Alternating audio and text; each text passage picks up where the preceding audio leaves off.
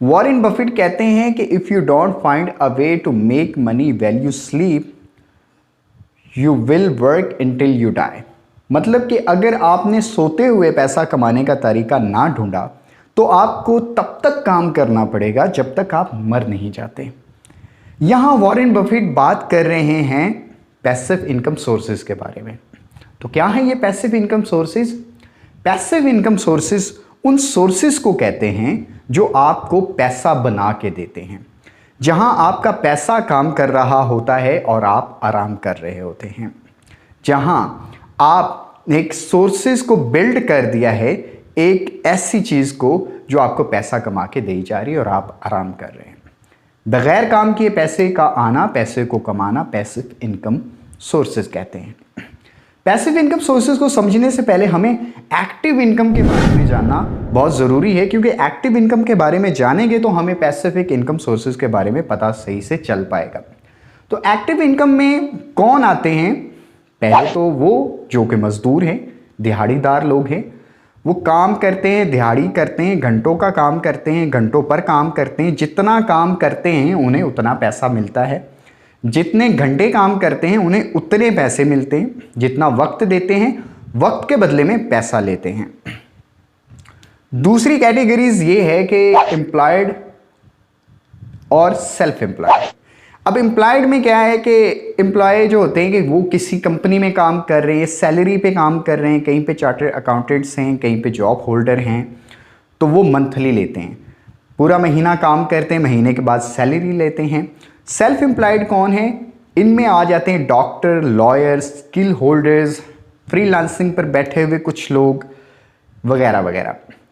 तो डॉक्टर जब तक मरीजों का चेकअप करता है तब तक उसे पैसा आता रहता है।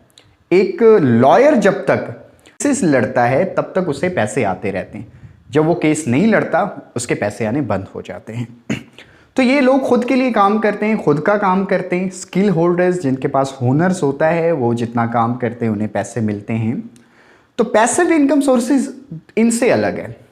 उसमें आपको काम नहीं करना पड़ता, आप आराम करते हैं, पैसा खुद ब खुद आता है। सोते रहते हैं, पैसा खुद ब खुद आता है। आप कहीं टूर पर निकले हुए हैं, पैसा आ ही जा रहा है।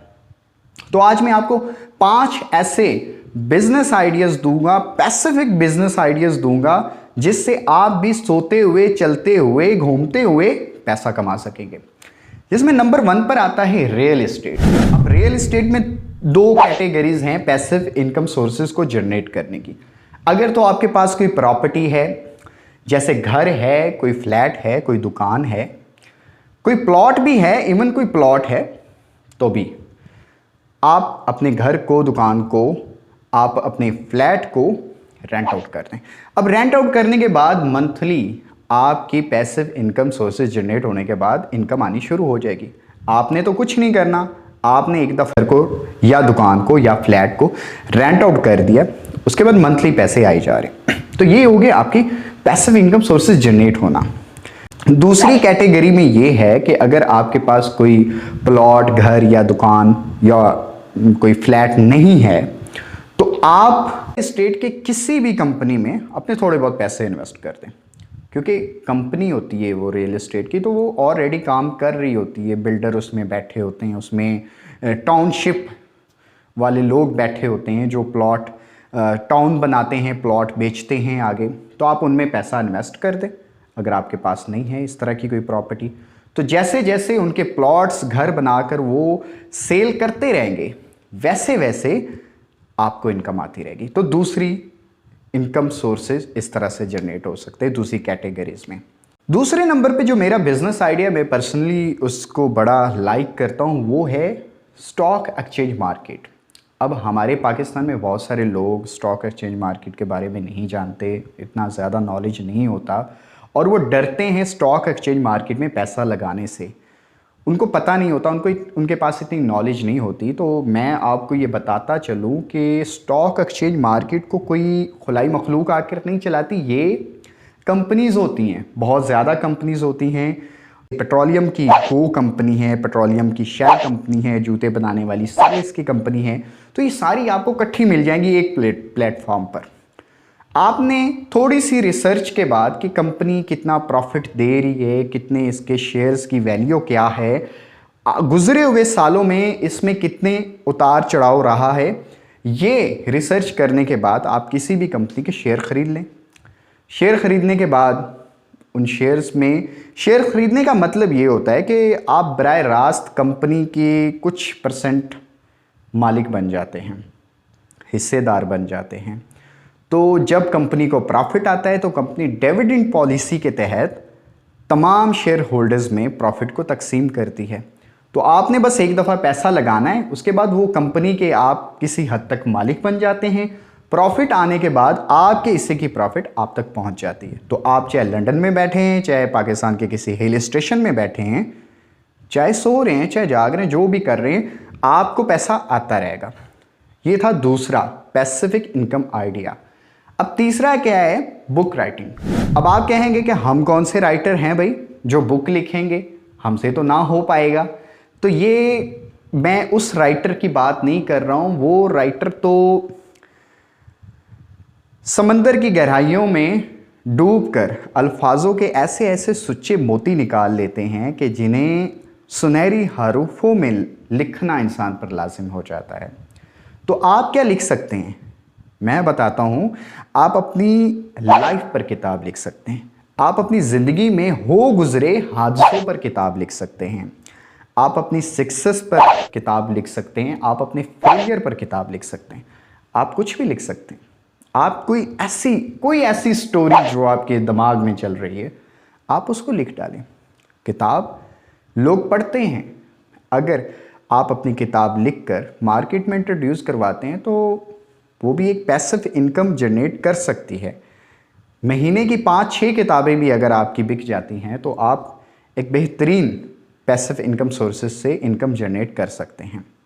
चौथा जो मेरा बिजनेस आइडिया है पैसिव इनकम सोर्सेज के हवाले से, वो है साइड इन्वेस्टर। अब ये साइड इन्वेस्टर क्या होता है कि कोई भी बिजनेस ऑलरेडी पहले चल रहा है लेकिन थोड़ा स्लो चल रहा है।